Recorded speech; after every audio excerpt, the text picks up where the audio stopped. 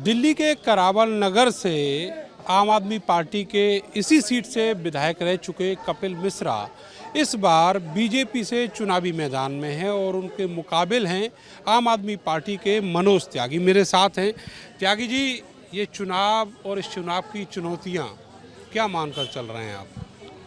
देखिए, चुनाव तो चुनाव होता है और चुनौती हम मान नहीं रहे, क्योंकि जो आदमी पहले जिम्मेदारियों को छोड़ करके भाग गया हो उसे करावल नगर की जनता एक्सेप्ट नहीं करेगी।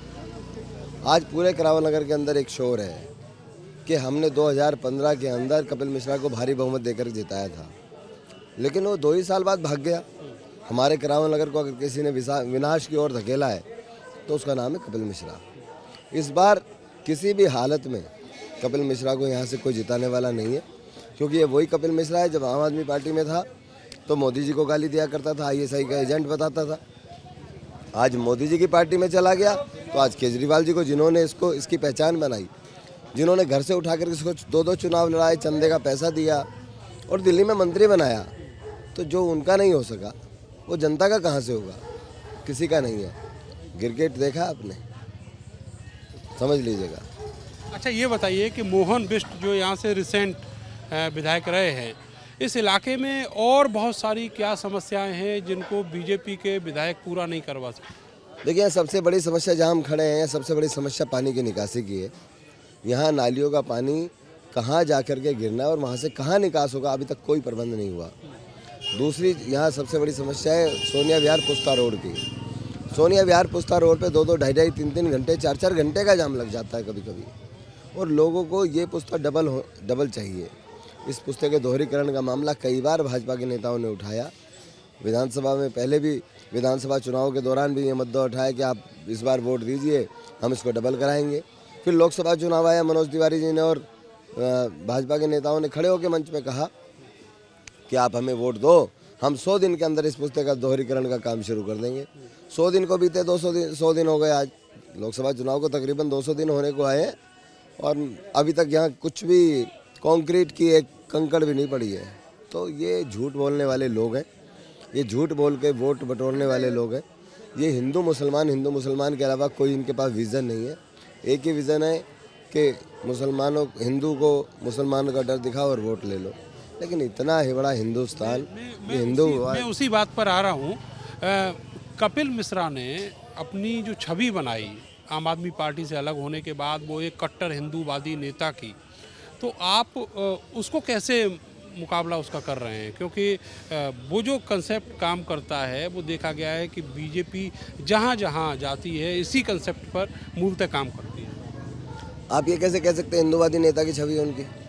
जिस तरीके से वो बयान देते हैं मुसलमानों के खिलाफ, तो मुसलमानों के खिलाफ जब बयान देने वाला हिंदूवादी हो गया, हिंदू की परिभाषा समझा? हिंदुओं की परिभाषा तो बीजेपी के नेता भी नहीं बता पाते, लेकिन जिस तरीके से वो पैरोकारी करते हैं हिंदुओं की, मैं वही बात कहने जा रहा हूँ।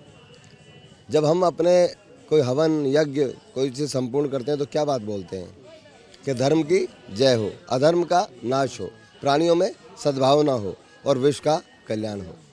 विश्व का कल्याण चाहने वाले सनातन धर्म के लोग कभी भी हिंसावादी नहीं हो सकते, कभी भी नफरत की राजनीति को हवा नहीं दे सकते, कभी भी ऐसे वचन नहीं बोल सकते जिससे समाज के अंदर झगड़ा, दंगा, लड़ाई, मारकाट होने का अंदेशा हो।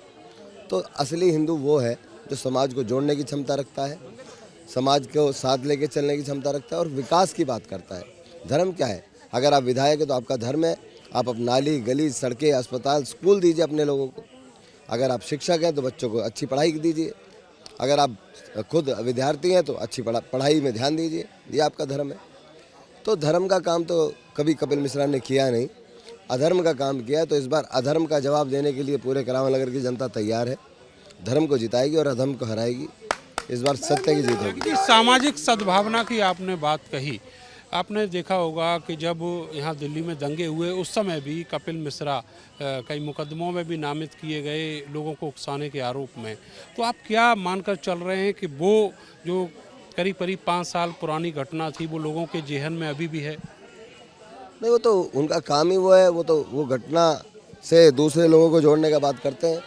कपिल मिश्रा ने एक सभा में कहा कि मनोज त्यागी ने दंगाई को अपने घर में रखा।